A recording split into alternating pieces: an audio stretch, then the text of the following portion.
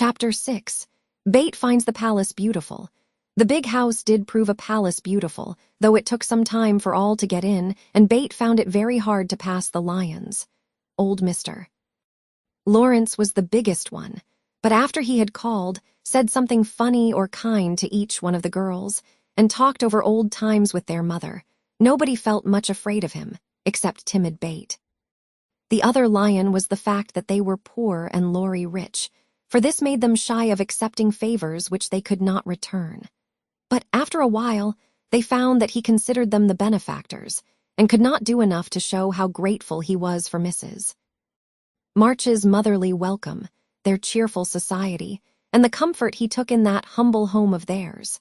So they soon forgot their pride and interchanged kindnesses without stopping to think which was the greater.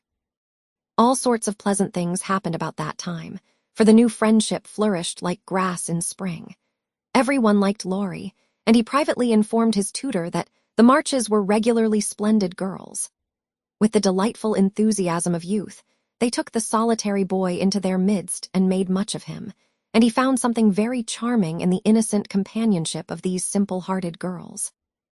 Never having known mother or sisters, he was quick to feel the influences they brought about him, and their busy, lively ways made him ashamed of the indolent life he led. He was tired of books, and found people so interesting now that Mr. Brooke was obliged to make very unsatisfactory reports, for Laurie was always playing truant and running over to the Marches. "Never mind, let him take a holiday and make it up afterward," said the old gentleman. "The good lady next door says he is studying too hard and needs young society, amusement, and exercise. I suspect she is right, and that I've been coddling the fellow as if I'd been his grandmother. Let him do what he likes, as long as he is happy. He can't get into mischief in that little nunnery over there, and Mrs.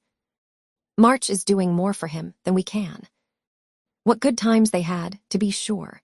Such plays and tableaux, such sleigh rides and skating frolics, such pleasant evenings in the old parlor, and now and then such gay little parties at the great house. Meg could walk in the conservatory whenever she liked and revel in bouquets. Jo browsed over the new library voraciously, and convulsed the old gentleman with her criticisms. Amy copied pictures and enjoyed beauty to her heart's content, and Laurie played Lord of the Manor in the most delightful style. But Bate, though yearning for the grand piano, could not pluck up courage to go to the mansion of bliss, as Meg called it. She went once with Jo, but the old gentleman, not being aware of her infirmity, stared at her so hard from under his heavy eyebrows and said, "Hey!"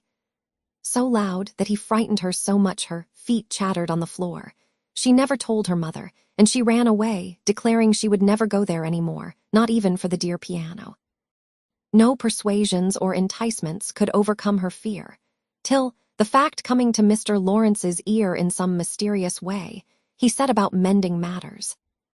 During one of the brief calls he made, he artfully led the conversation to music, and talked away about great singers whom he had seen, fine organs he had heard, and told such charming anecdotes that Bate found it impossible to stay in her distant corner, but crept nearer and nearer, as if fascinated. At the back of his chair, she stopped and stood listening, with her great eyes wide open and her cheeks red with excitement of this unusual performance, taking no more notice of her than if she had been a fly. Mr. Lawrence talked on about Laurie's lessons and teachers, and presently, as if the idea had just occurred to him, he said to Mrs. March, "The boy neglects his music now, and I'm glad of it, for he was getting too fond of it. But the piano suffers for want of use. Wouldn't some of your girls like to run over and practice on it now and then, just to keep it in tune, you know, ma'am?"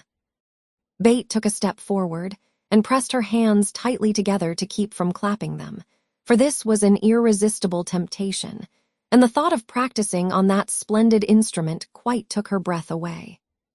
Before Mrs. March could reply, Mr. Lawrence went on with an odd little nod and smile. "They needn't see or speak to anyone, but run in at any time. For I'm shut up in my study at the other end of the house. Laurie is out a great deal, and the servants are never near the drawing-room after 9 o'clock. Here he rose, as if going, and Bate made up her mind to speak, for that last arrangement left nothing to be desired. "Please tell the young ladies what I say, and if they don't care to come, why, never mind." Here a little hand slipped into his, and Bate looked up at him with a face full of gratitude, as she said, in her earnest yet timid way, "Oh, sir, they do care very, very much." "Are you the musical girl?" he asked, without any startling hey, as he looked down at her very kindly. "I'm Bate.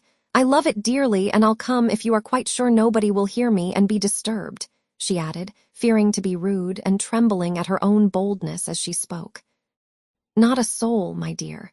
The house is empty half the day, so come and drum away as much as you like, and I shall be obliged to you." "How kind you are, sir." Bate blushed like a rose under the friendly look he wore, but she was not frightened now, and gave the hand a grateful squeeze because she had no words to thank him for the precious gift he had given her. The old gentleman softly stroked the hair off her forehead, and stooping down, he kissed her, saying in a tone few people ever heard, "I had a little girl once with eyes like these. God bless you, my dear." "Good day, madam." And away he went, in a great hurry. Bate had a rapture with her mother, and then rushed up to impart the glorious news to her family of invalids, as the girls were not home.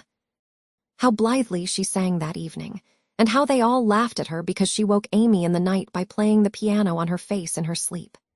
Next day, having seen both the old and young gentlemen out of the house, Bate, after 2 or 3 retreats, fairly got in at the side door, and made her way as noiselessly as any mouse to the drawing-room where her idol stood.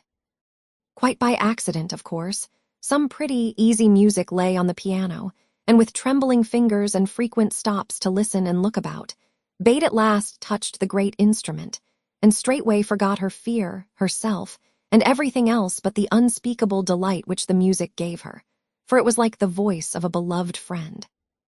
She stayed till Hannah came to take her home to dinner, but she had no appetite, and could only sit and smile upon everyone in a general state of beatitude. After that, the little brown hood slipped through the hedge nearly every day, and the great drawing-room was haunted by a tuneful spirit that came and went unseen. She never knew that Mr. Lawrence opened his study door to hear the old-fashioned airs he liked. She never saw Laurie mount guard in the hall to warn the servants away. She never suspected that the exercise books and new songs which she found in the rack were put there for her especial benefit, and when he talked to her about music at home, she only thought how kind he was to tell things that helped her so much.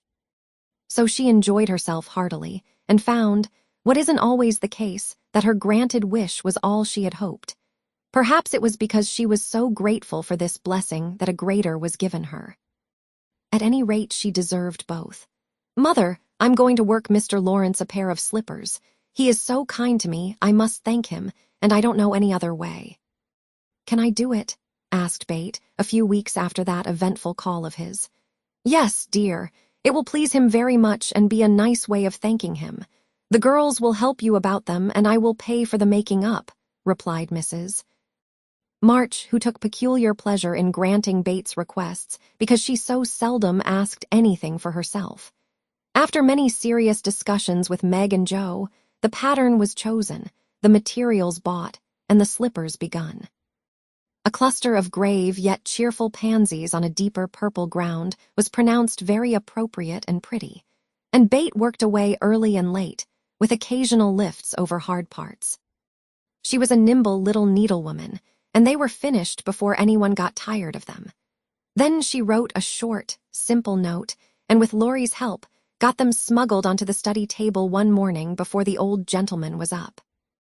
When this excitement was over, Bate waited to see what would happen. All day passed, and a part of the next before any acknowledgement arrived, and she was beginning to fear she had offended her crotchety friend. On the afternoon of the second day, she went out to do an errand and give poor Joanna, the invalid doll, her daily exercise. As she came up the street on her return, she saw 4 heads popping in and out of the parlor windows, and the moment they saw her, several hands were waved and several joyful voices screamed. "Here's a letter from the old gentleman. Come quick and read it." "Oh, Bate, he sent you," began Amy, gesticulating with unseemly energy, but she got no further, for Joe quenched her by slamming down the window. Bate hurried on in a flutter of suspense. At the door, her sisters seized and bore her to the parlor in a triumphal procession, all pointing and all saying at once, "Look there." Look there, Bate did look, and turned pale with delight and surprise, for there stood a little cabinet piano, with a letter lying on the glossy lid, directed like a sign board to Miss Elizabeth March. "For me," gasped Bate, holding on to Joe and feeling as if she should tumble down. It was such an overwhelming thing altogether. "Yes, all for you, my precious. Isn't it splendid of him? Don't you think he's the dearest old man in the world? Here's the key in the letter. We didn't open it, but we are dying to know what he says," cried Joe, hugging her sister and offering the note. "You read it. I can't. I feel so queer. Oh, it is too lovely." And Bate hid her face in Joe's apron, quite upset by her present. Joe opened the paper and began to laugh, for the first words she saw were, "Miss March." "Dear Madam." "How nice it sounds. I wish someone would write to me so," said Amy, who thought the old-fashioned address very elegant. "I have had many pairs of slippers in my life, but I never had any that suited me so well as yours," continues Joe. "Heartsease is my favorite flower, and these will always remind me of the gentle giver. I like to pay my debts, so I know you will allow the old gentleman to send you something which once belonged to the little granddaughter he lost. With hearty thanks and best wishes, I remain your grateful friend and humble servant, James Laurence. There, Bate, that's an honor to be proud of, I'm sure. Laurie told me how fond Mr. Lawrence used to be of the child who died, and how he kept all her little things carefully. Just think, he's given you her piano. That comes of having big blue eyes and loving music," said Joe, trying to soothe Bate, who trembled and looked more excited than she had ever been before. "See the cunning brackets to hold candles, and the nice green silk, puckered up with a gold rose in the middle, and the pretty rack and stool all complete," added Meg, opening the instrument and displaying its beauties. "Your humble servant, James Lawrence. Only think of his writing that to you. I'll tell the girls. They'll think it's splendid," said Amy, much impressed by the note. "Try it, honey."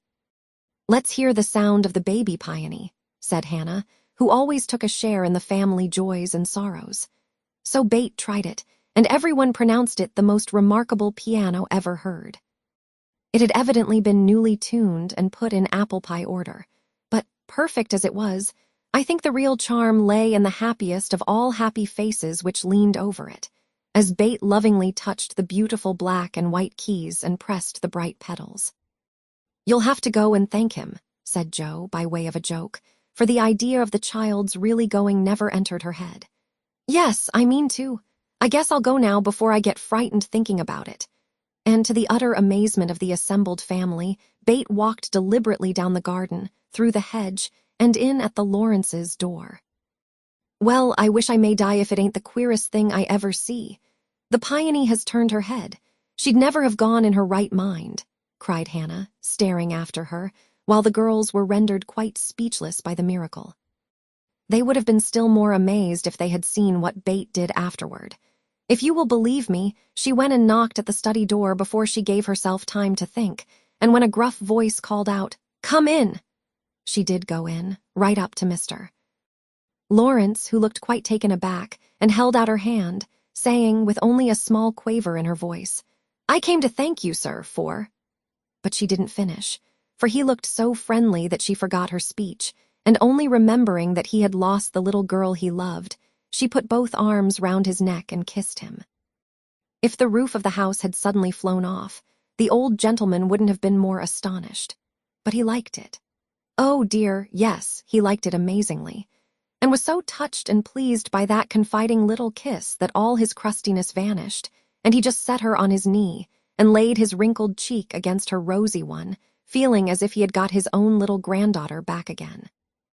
Bate ceased to fear him from that moment, and sat there talking to him as cozily as if she had known him all her life, for love casts out fear, and gratitude can conquer pride. When she went home, he walked with her to her own gate, shook hands cordially, and touched his hat as he marched back again, looking very stately and erect, like a handsome, soldierly old gentleman as he was. When the girls saw that performance, Jo began to dance a jig by way of expressing her satisfaction. Amy nearly fell out of the window in her surprise, and Meg exclaimed with uplifted hands, "Well, I do believe the world is coming to an end."